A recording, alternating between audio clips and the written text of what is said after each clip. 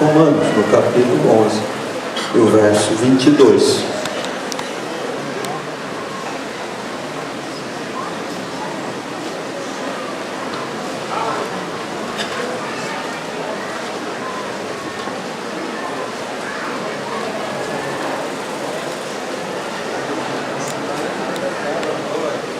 Diz assim, Romanos 11, 22, nós lemos assim: considera, pois, a bondade e a severidade de Deus, para com os que caíram, severidade, mas para contigo, a benignidade de Deus, se permaneceres na sua benignidade, de outra maneira, também tu serás cortado. Amém. Neste texto, Paulo está tratando a respeito da salvação dos judeus. A carta aos Romanos, o assunto dela é a justiça de Deus. Há um dilema em toda a carta aos Romanos, uma pergunta que precisa de uma resposta. Romanos nos diz que Deus justifica o ímpio. E então uma pessoa pergunta, mas que Deus é esse? Se esse Deus é justo, se esse Deus é perfeito, como pode justificar o ímpio? O ímpio é alguém pecador, o ímpio é alguém que não tem compromisso com a verdade, o ímpio é alguém que não segue os mandamentos de Deus. Se Deus é justo, a última pessoa que poderia justificar era o ímpio. Mas como Deus justifica o ímpio? E a carta aos Romanos, ela é uma explicação disso, que Cristo, ele justifica o ímpio, porque ele considera, Deus justifica o ímpio, porque considera a justiça de Cristo. É como uma vaga. Cristo não teve pecado. Ele disse para os fariseus no seu tempo: quem dentre vós me convence do pecado?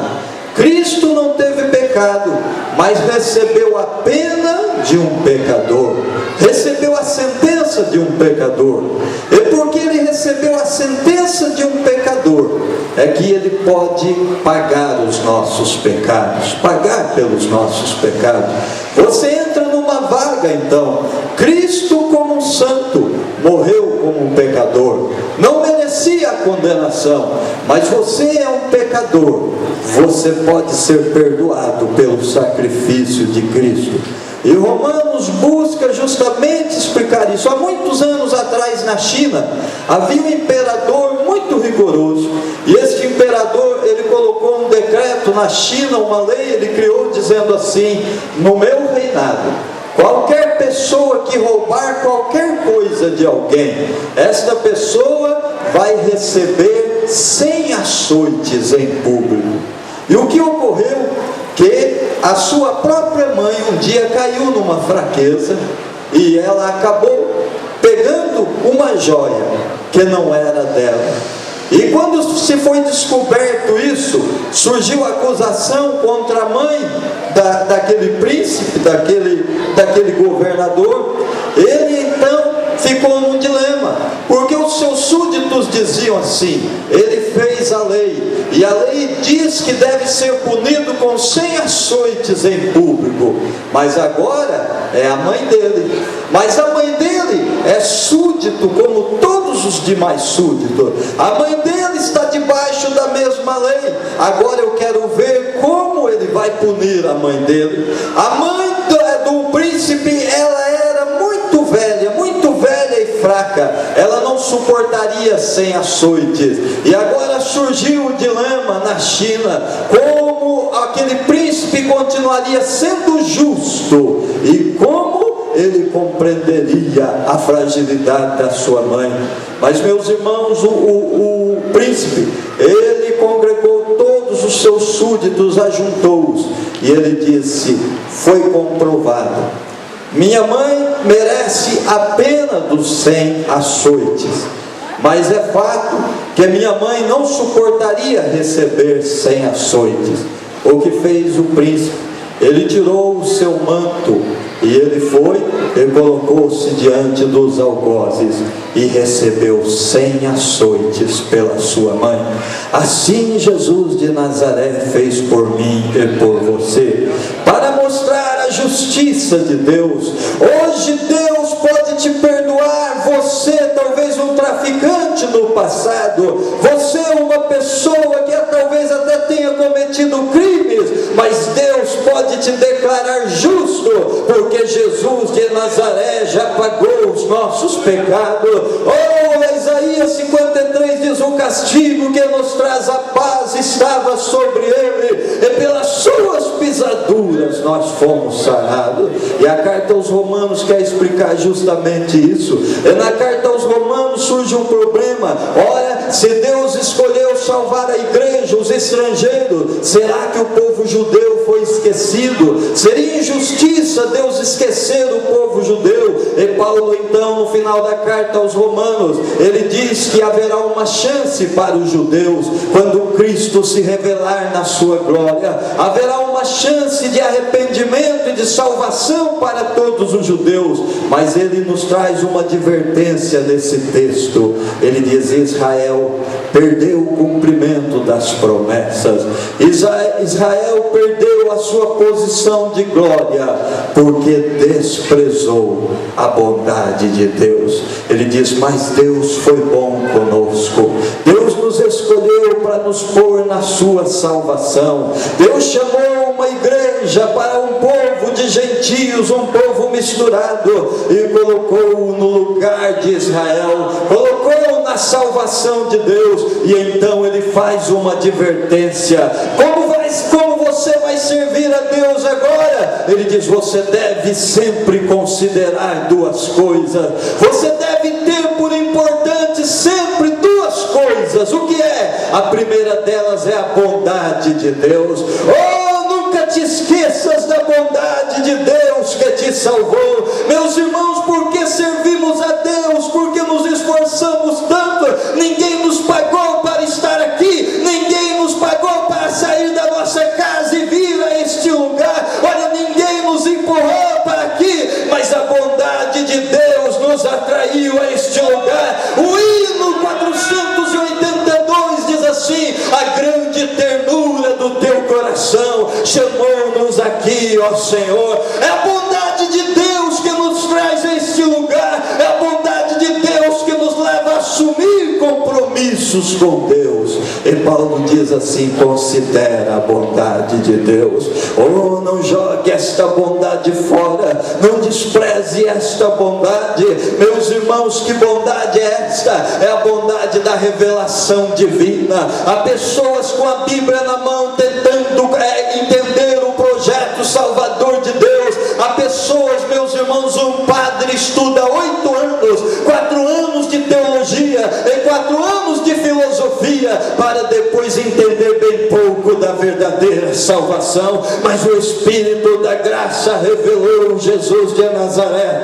Talvez um semi-analfabeto, talvez uma pessoa que não teve grandes oportunidades de estudo, mas um dia o Espírito da graça veio ao teu coração e você entendeu como ninguém, como Deus queria te salvar. A revelação de Deus, meus irmãos, oh, que bondade é da revelação de Deus. Sempre que me ajoelho, eu agradeço a Deus por me revelar a sua palavra. A Bíblia poderia ser para mim e para você um livro desconhecido. A Bíblia poderia ser para mim e para você um livro que apenas nos desse dores de cabeça, mas a Bíblia se tornou o nosso deleite. A Bíblia se tornou o nosso alimento, a nossa inspiração, porque Deus tem nos revelado a sua palavra.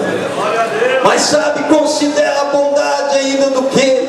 Que bondade gloriosa, meus irmãos, a bondade do novo nascimento.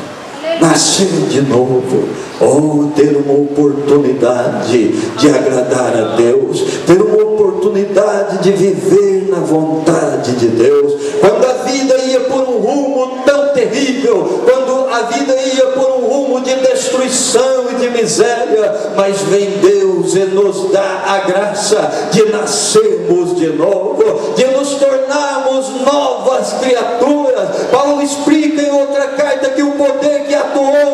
salvação e na sua. O poder que atua no novo nascimento não é um poder qualquer, mas ele diz que é o mesmo poder que levantou Jesus dos mortos.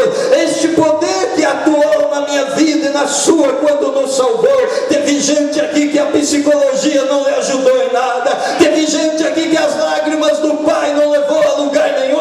Teve gente aqui, meus irmãos, que as ameaças da justiça e da polícia não lhe fizeram tremer um instante e desejar mudar de vida. Oh, mas o agir do poder de Deus mudou o seu rumo e fez de uma nova criatura. É o poder da ressurreição que agiu sobre nós.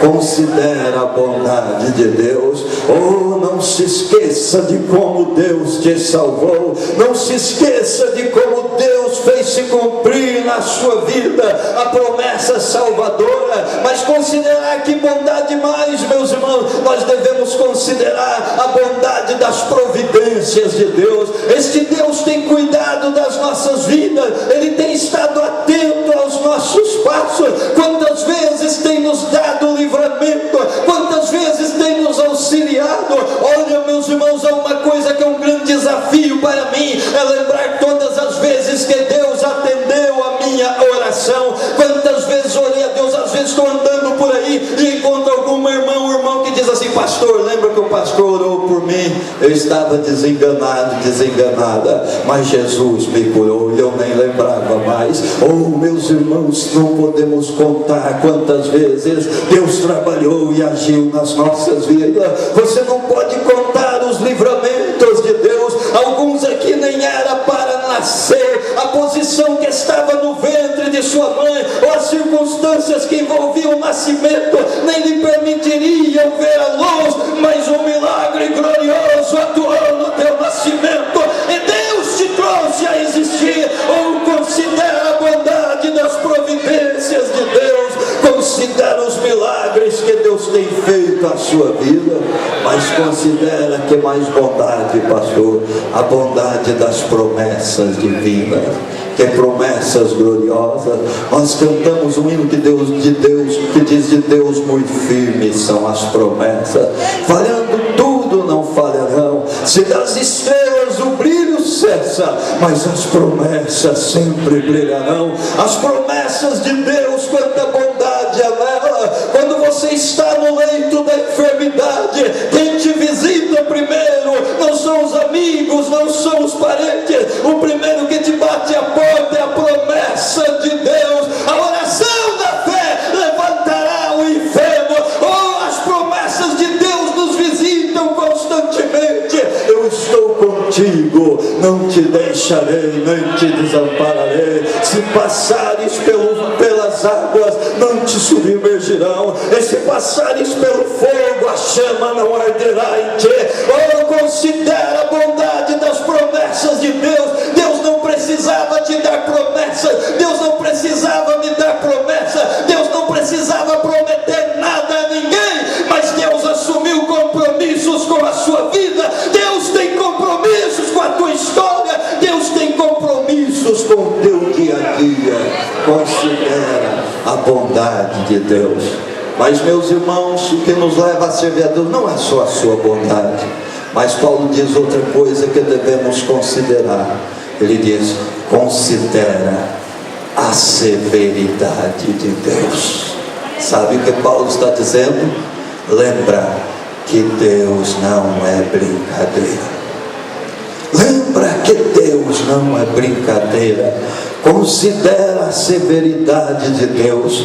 Olha, meus irmãos, não devemos considerar Deus como são os seres humanos.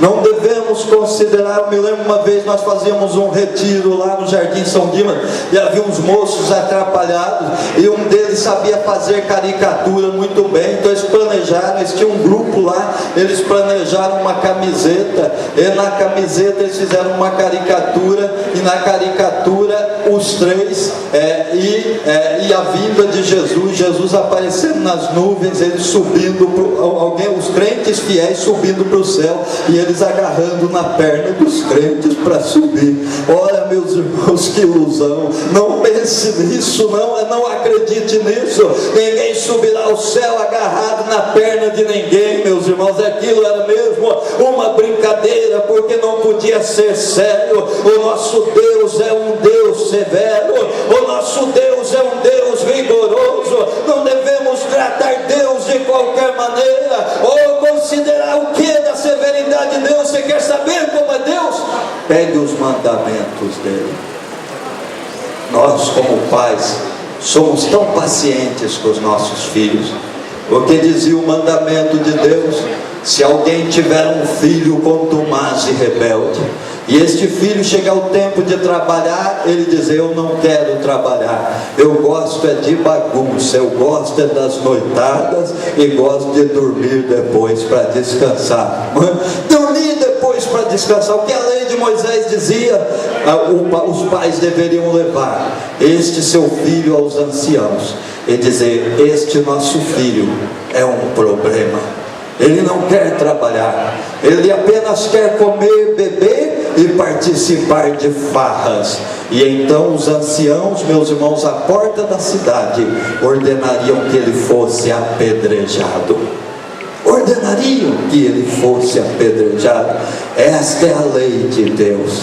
Isto é para os homens verem como Deus é. Nós louvamos a Deus porque estamos no tempo da graça, mas o Deus da lei continua sendo o mesmo Deus. Ele continua tendo a mesma severidade. Mas pastor, o que está acontecendo? Eu vejo gente agindo errado e Deus não matou ainda. É que primeiro, antes da sua severidade, Deus manda ao nosso encontro a sua bondade. Paulo diz: considera primeiro a bondade de Deus, para depois não experimentar a sua severidade. Sirva a Deus por como Deus é bom, sirva a Deus por como Deus é maravilhoso, porque se desprezar a bondade, se cairá na severidade de Deus. Deus mostra-se severo já nos seus mandamentos, mas então os mandamentos, pastor, ainda não me convencem muito. Observa os juízos de Deus. Coré, Datã e Abirão, aqueles homens que se rebelaram contra Moisés, e na sua rebelião, quando foi se tratar do seu caso, meus irmãos, não era coisa assim, que os crentes levantam a mão, vamos disciplinar, levanta a mão. Foi o próprio Deus. Moisés disse: tomem distância, afastem-se destes homens, porque a terra os engolirá. E o povo tomou distância, meus irmãos, e a terra se abriu, e aqueles homens foram sepultados vivos. Oh, considera os juízos de Deus. Se Deus, meus irmãos, resolve nos julgar, se Deus resolve nos conduzir a julgamento, quão severo é o juízo de Deus. Mas louve a Deus porque Deus está mandando primeiro a sua bondade. Louve a Deus porque primeiro você está tendo a oportunidade de ter contato com a bondade de Deus, está sentindo esta bondade no batismo com o Espírito Santo, está sentindo esta bondade nos dons espirituais, está sentindo esta bondade no cuidado do dia a dia. Paulo nesta noite diz para você: não se esqueça da bondade de Deus, aproveite a bondade de Deus e seja agradecido a Ele. Aproveite a bondade de Deus e o sirva, porque se desprezar a bondade, o que sobrará? Sobrará a severidade de Deus. E ele termina dizendo: e você também pode ser cortado. E você também pode ser cortado.